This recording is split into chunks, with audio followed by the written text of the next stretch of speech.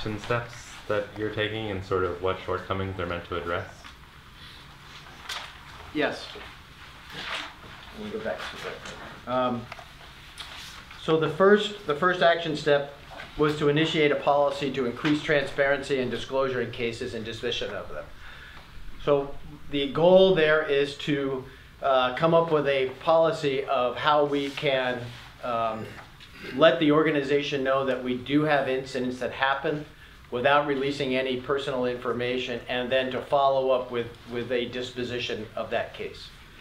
Major General, you mentioned in your comments early on that you vehemently disagreed with the image that was portrayed in the series of articles. Were there any factual errors in those articles from your perspective? So the cases that were described in the series of articles, again, a lot of privacy information was included. And so what I can say is that the individuals that were mentioned in the articles, that there was a full investigation, due process, full investigation, adjudication, that there was an appeal process afforded, and that appropriate action was taken. I think the question was whether there were factual errors in the reporting. Were there factual errors in the reporting, or do you believe the reporting was accurate?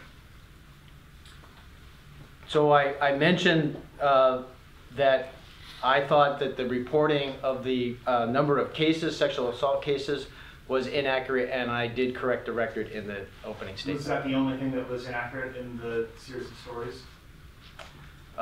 The ones that I could, that I wanted to highlight, yes, that's the only ones. But just to be clear, everything else is accurate in the story? So the portrayal of the incidents is, that's that side of the reporter. What I'm saying is that in every case, the individual was held, that there was a due process and that they were held accountable. Well, I could be misunderstanding you. It sounds like you object to the tone of the stories, right? But I think what we're trying to get to is whether you disagree with the underlying facts. And other than the one that you just specified, are there any other facts that the Guard disagrees with or thinks are not factual?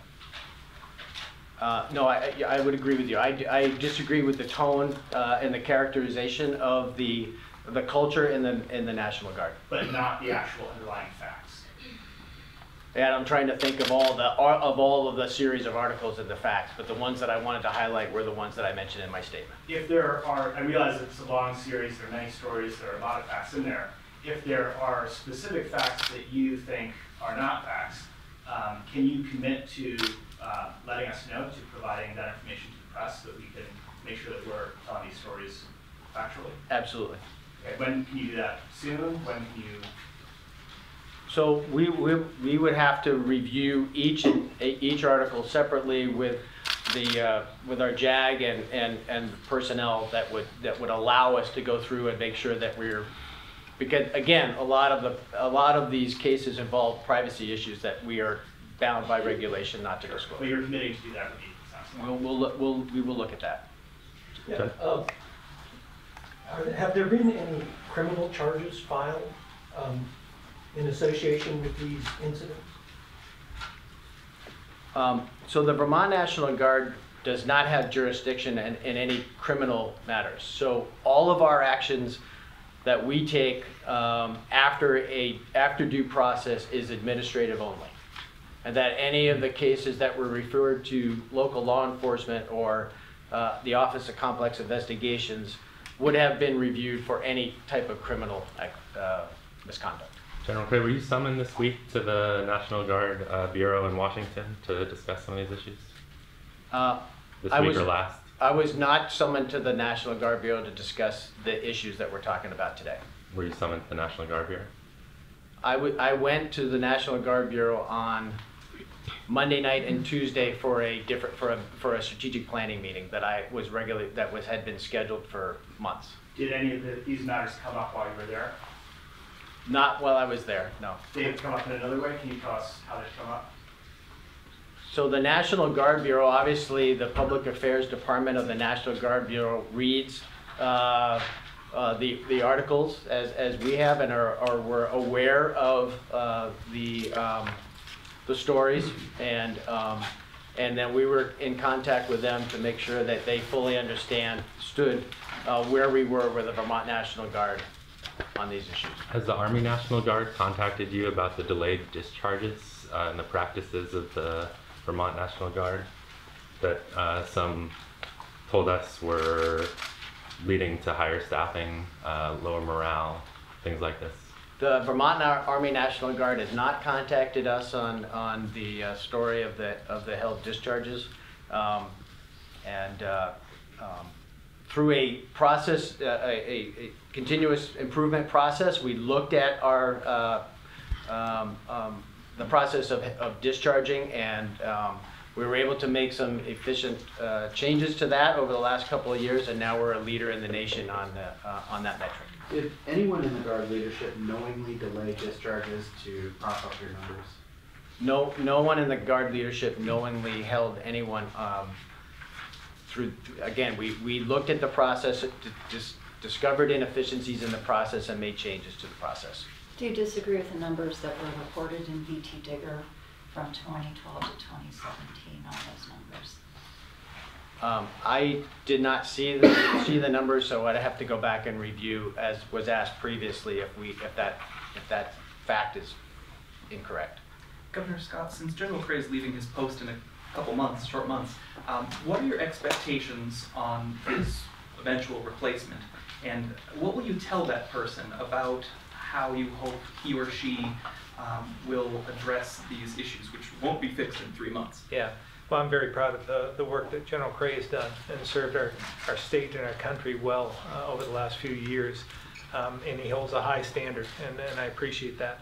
I've talked a lot about the process for selecting another adjutant general, and I'd like to address that a bit because I think it's a flawed process in some respects.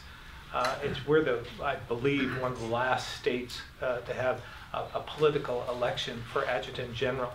And I think that it's demeaning, I believe, for those going through the process. And I'm not sure that we get all the information we should. I would advocate for a judicial nominating type approach. When I was in the Senate, I sat on the judicial nominating board. We would take resumes, we would interview, we would check references, we would do background checks. We went through a long process to make sure that judges we were going to elevate and consider were of the highest standard. So I am asking the legislature to take another look. And we tried that in the last couple of years. General Cray was supportive of that. And I was told this morning one of the senators is going to forward that bill. So we'll see whether it can be done in this process or not. But I'm going to continue to advocate that we change the process. Why is it any more? Any kind of independent investigation? Have you or your administration done any kind of independent investigation of these allegations, or are you simply relying on the Guard's representations when you come to your conclusions? Well, we were, as I had stated the other day, we were made aware of some allegations in my first month in office. My general counsel took a look, went through an extensive process, talked with the person who sent the letter, as well as their attorneys, as well as the JAG, and went through a complete process, an intense process. I believe we were one of maybe the only officials that received the information that went through this.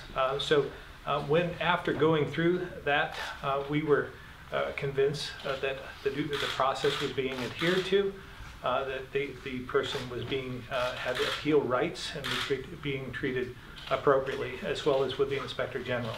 So we are not at this point in time advocating for any independent review. I've spoken to General Cray. I take him at his word. They're doing everything they can, and I'm convinced that all the procedures and protocols were adhered to. But these stories raise many other allegations, obviously, other than the one that been 2 years ago, right, or a couple years ago. You're saying you're not asking for any additional investigation. You're not doing anything other than take General Cray's word for it here?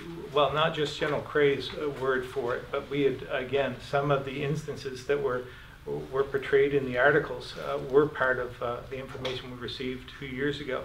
We went through an extensive review at that point and felt that every process was adhered to. So at this point in time, I see no reason to go through an independent review. What other issues came up during that review? In terms of some of the cases that were referenced. Not all of them were as in great detail as we've seen in the last recent articles of the last week, but there were some that came up.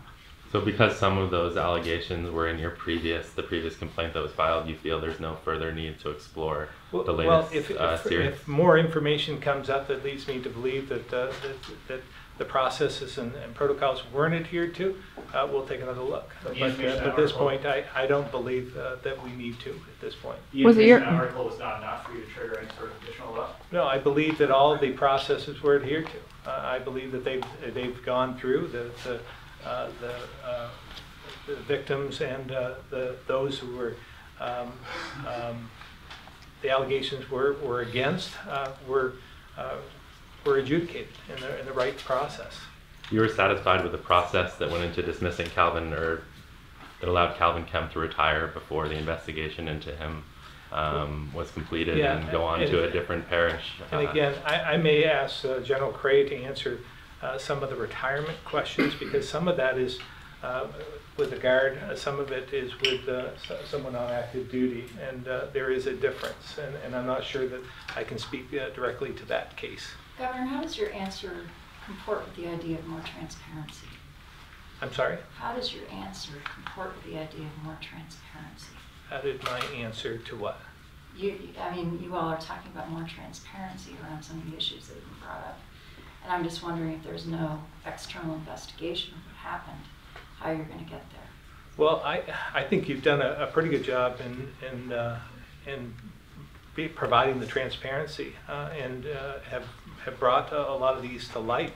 But again, I was convinced, with my general counsel, having done her homework and going through this, that all the processes were adhered to, the protocols were adhered to, the appeal rights of those involved were adhered to. So I'm not sure that I'm not convinced that anything was held back. But how about going forward? Sorry, Anna, if I could just interrupt. You're at the same time, sounds like complimenting VTDigger's reporting, saying that they've done a pretty good job of bringing this to light. And at the same time, General Cray is saying that he vehemently disagrees with the way they portray this. I don't understand how to square those two. Well, again, I'm saying, the media has a role to play, and they brought a lot of things to light. At this point in time, General Cray is responding to some of the allegations, and I'm sure that in time, some of this material, as he can speak about it, will come forward. Are you basically saying then, if Digger hadn't published this, that we wouldn't have found out about this? Well, I'm not sure that you would have heard about some of it. I wouldn't have heard about some of it had Digger not written about it. So, yeah, I mean that loops back to the transparency. Doesn't that indicate that maybe you should take a look? Because as good as the series did in shining a light on things, there might be more. Well, again, I'm not convinced that there is any more, and I've spoken to General Cray, asked him pointedly about that. If any new information comes up that leads me to believe to something else, then we would go further. I know the legislature might have an interest in this as well, and will probably be at least asking the General Cray to come in to describe some of the issues that came forward. General Cray, is this private bar, still operating that was described in the Digger piece? The Afterburner Club, Yeah. I think it was. So it was not accurately portrayed in the article. The establishment no longer exists on the Air National Guard base. It was never exclusive to any one group nor to any particular rank. It is the building's undergoing renovations. There's a plan to have a heritage room in the operations building that would display numerous artifacts, awards, certificates that all of the Vermont Air National Guard members have contributed to in earning. And that room, we're looking at the policies and procedures on how to enact that. You talked quite a bit about the sexual harassment policies. Is there also a closer look being taken at alcohol consumption policies? There has, and we can always make improvements to our policies, and we have done a lot in that regard, and we only do that by exception to policy, and it's strictly adhered to. General, did you socialize there at the Afterburner Club? Did Did I? you socialize there? So I'm not aware that the room that was inaccurately described as the Afterburner Club was called that, but there was a place in the operations building when I was flying that had this similar memorabilia in it, and I was in there along with a lot of other members of the Vermont National Guard. Can you accurately describe it for us? The room? Just, yeah, what Yeah. room, what happened there? Right. So the room. Not what it physically looks like. Right. But what kind of activities took place there? Because you're saying that the way it's described is inaccurate. Sure. So the room was located and will be located in the operations building. That's where not only pilots but all operational personnel that have to do with flying operations are there. The room has numerous artifacts and memorabilia, awards, that kind of thing. That's a place for that we can display that kind of thing. It's also a room where people can go after missions, both pilots, maintenance officers, maintenance personnel, crew chiefs, that kind of thing. They can go there and debrief the mission, and that sort of camaraderie is extremely important to a fighter unit. General Was there Cray. drinking there? Was there drinking there though? You're not like, is that part inaccurate? The drinking at that room? No, you could consume alcohol in the room. And were there like kegs there from distributors and local distributors? On a local case-by-case kegs? basis, there was alcohol after hours. So what exactly was inaccurate about the description of this? So what I am vehemently opposed to is the description of the culture that describes or seems to describe a culture in which we have pilots and other personnel sort of, exclusively there consuming alcohol, during the duty hours and whatnot, and that it was closed to personnel of the base, which is completely inaccurate. When did alcohol stop being served there? You mentioned it's no longer operating. Right, that the establishment is no longer there because the building is being renovated. So when did that happen? We started about a year ago. About a year ago when the construction happened on the base. And in the last month or so, was there any other place that members gathered for camaraderie and drinking? The only other establishment on the base is the All Ranks Club that is licensed with a bartender and serves alcohol after duty hours on drill weekends and on special occasions. Generally, Well, the 2 steps, how important is it to restore any doubt that the public may have on the Guard under this? Well, it's extremely important that the public have trust and confidence in the Vermont National Guard. I am extremely proud of the men and women who serve in today's National Guard, who have volunteered to sacrifice from their families and their civilian jobs and to put their very lives on the line for all of us. There is always room for improvement in what we do each and every day, and I strive to do that. I told the legislature in 2013 when I came in that I wanted to look hard at the culture of an inclusive culture for all members to join. Look, we need young men and women to continue to join the National Guard. Be very clear that we value everyone, we respect everyone, and when individuals step out of line and break the rules, then there is a process to handle that, and we will handle them accordingly. Governor and General, the basing of the F-35 here has been extremely controversial. Are you worried that this series, and how are you worried, if you are worried, that this series will impact that controversy over the F-35s? I'm not at all concerned. The F-35 will be based here next year. Look forward to seeing it here. General? General, is there we're talking about back to the club and the camaraderie and the occasional drinking. Are there any privileges or privacy awarded to pilots that is not available or common anyway to people of lower rank or different missions that might encourage or allow, I guess, aggressive sexual behavior to take place? There are no special privileges for pilots around the club issue at all. How about privacy? I mean, are they awarded, I guess, is there any difference between the Air Guard and the Army Guard in respect to how they are, how they join together after missions and have semi-private drinking and socialization, I guess? Well, socialization comes in many forms, and I think after any mission, if you understand the National Guard at whole and Army or Air, doesn't matter, when they're doing a mission, an important part of that is the after-action report, the debrief, and it's certainly incredibly important to pilots as well as any other crew type of activity that would happen. But to associate it, to say that it's exclusive or private to pilots or them is inaccurate. General Cray, in the middle of the publication of these articles, you announced that you would retire. What role did these articles play in your decision?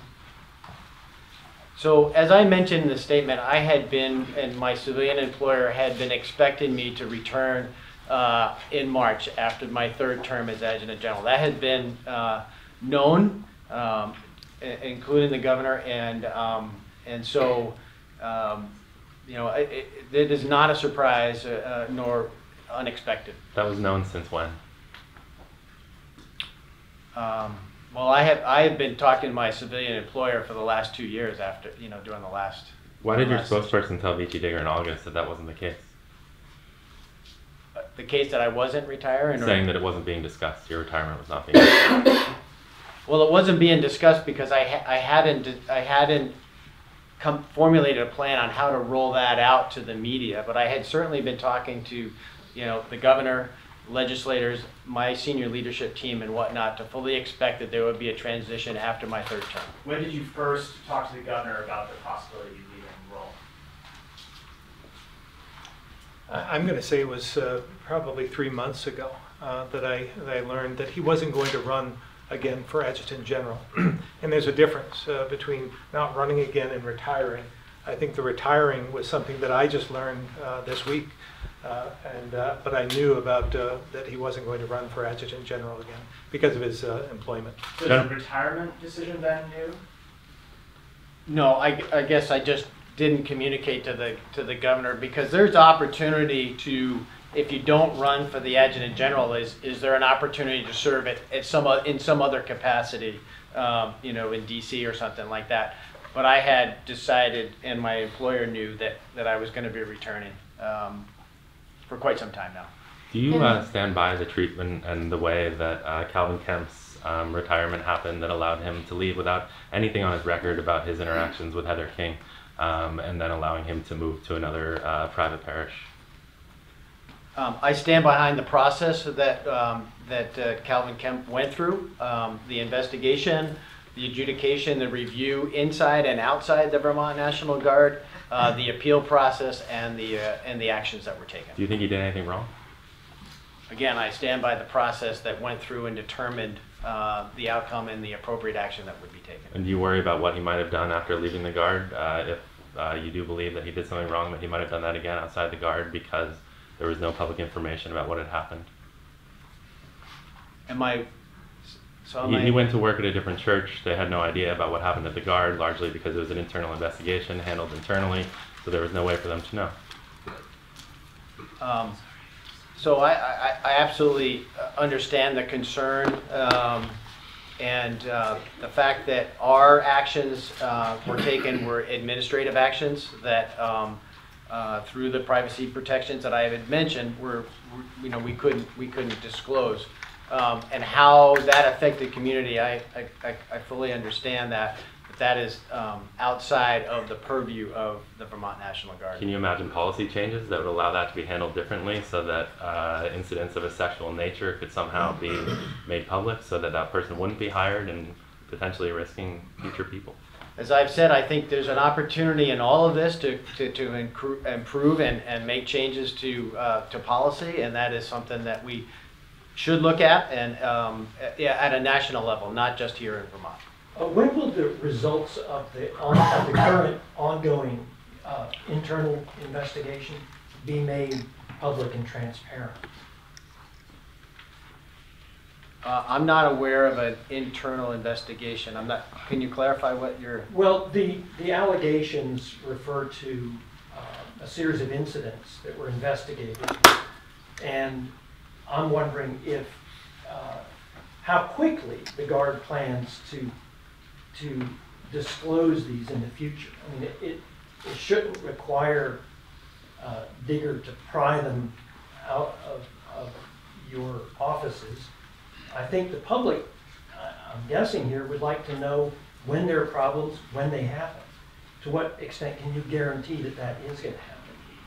Well, I think if I understand your question, I think it gets at to the action step, the number one action step that we talked about, which is to increase the transparency when,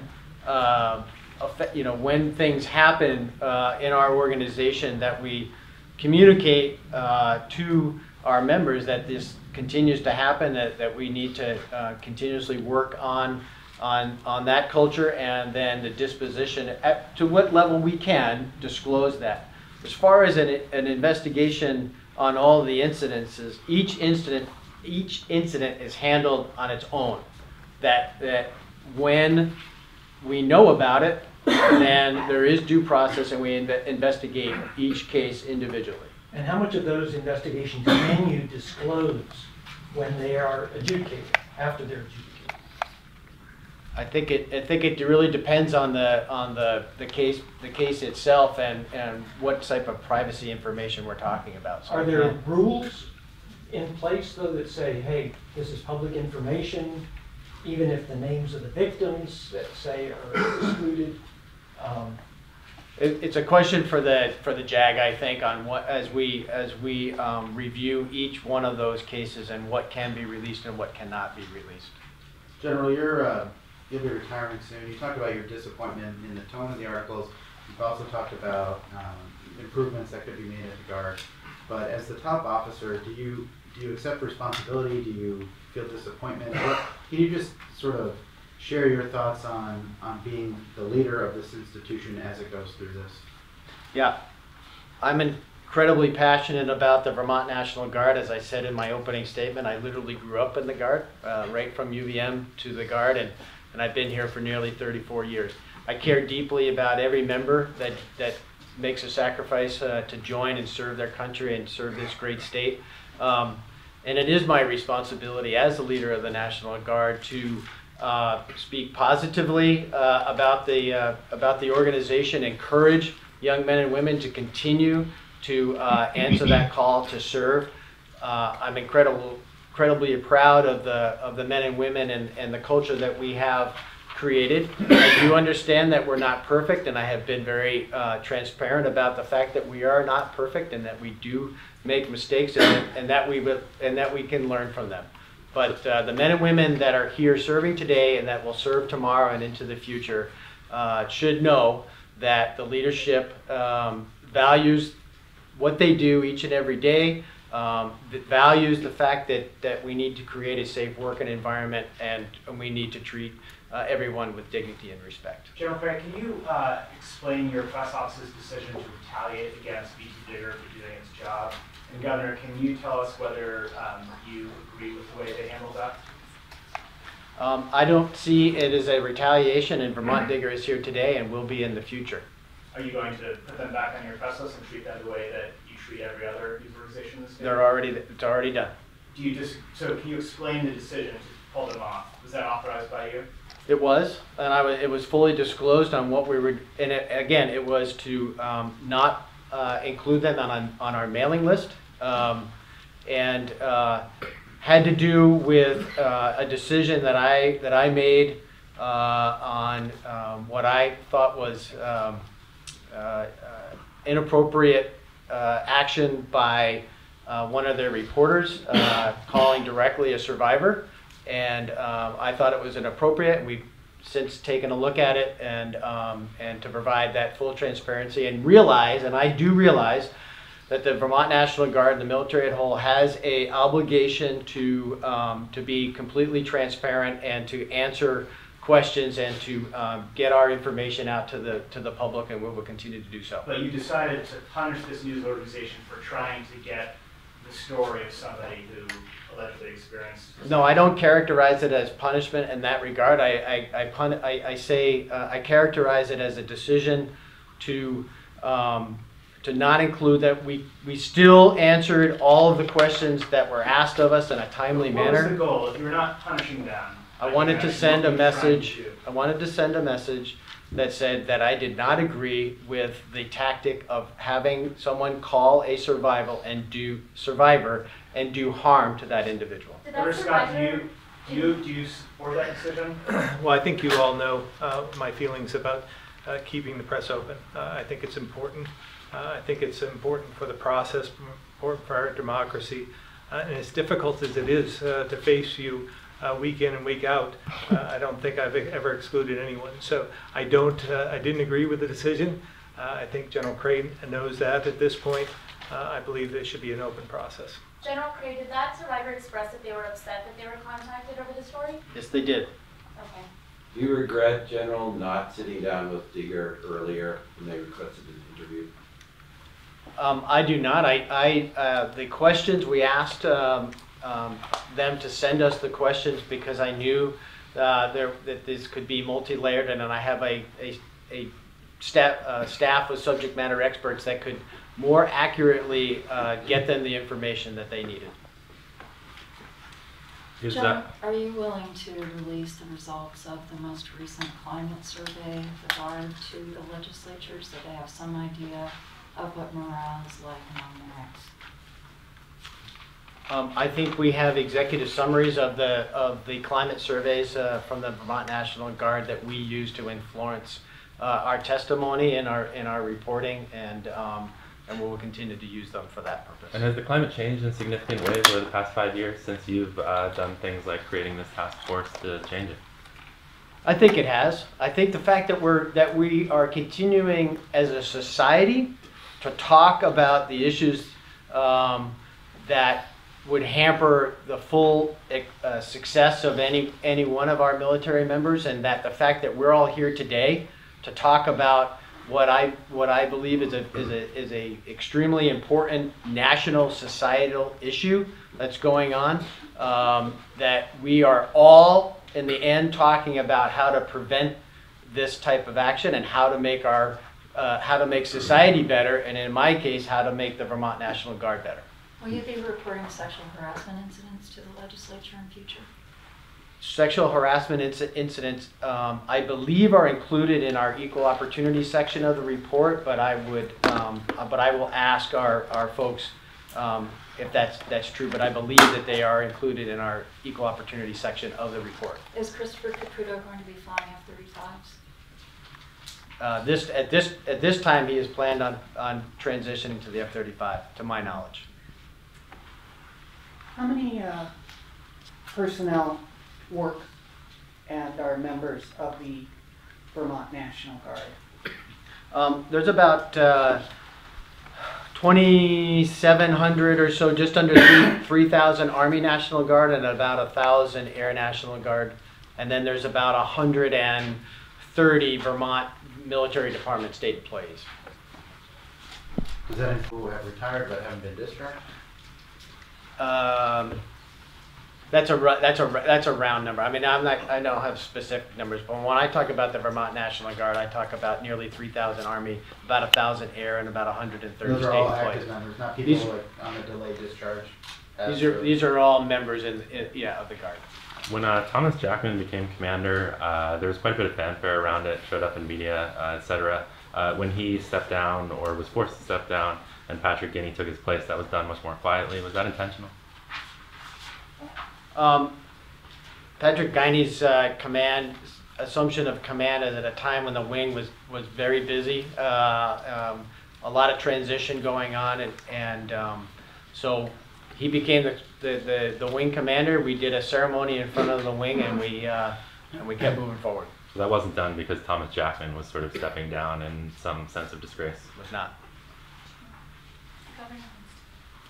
Okay. One last question. Yeah. Any further questions? Governor, just one more time. There seems to be, again, significant differences between sort of how the Guard views some of these events, how they're reported based on, talking to a couple dozen Guard members. You don't have any interest in finding out for yourself sort of where the truth lies in these matters. I would say this. Since I came into office, there's been only one complaint about the Guard. That was that one incident in the first month. We have received none other since then, and that includes the last week or so. But having said that, if there is anyone out there that has a complaint and would like to register that and doesn't feel that they can through the Guard, they're welcome to call our office, contact our office, and we'll follow through. What phone number should they call? 828-3333. Thank you very much. I Thank you. appreciate it.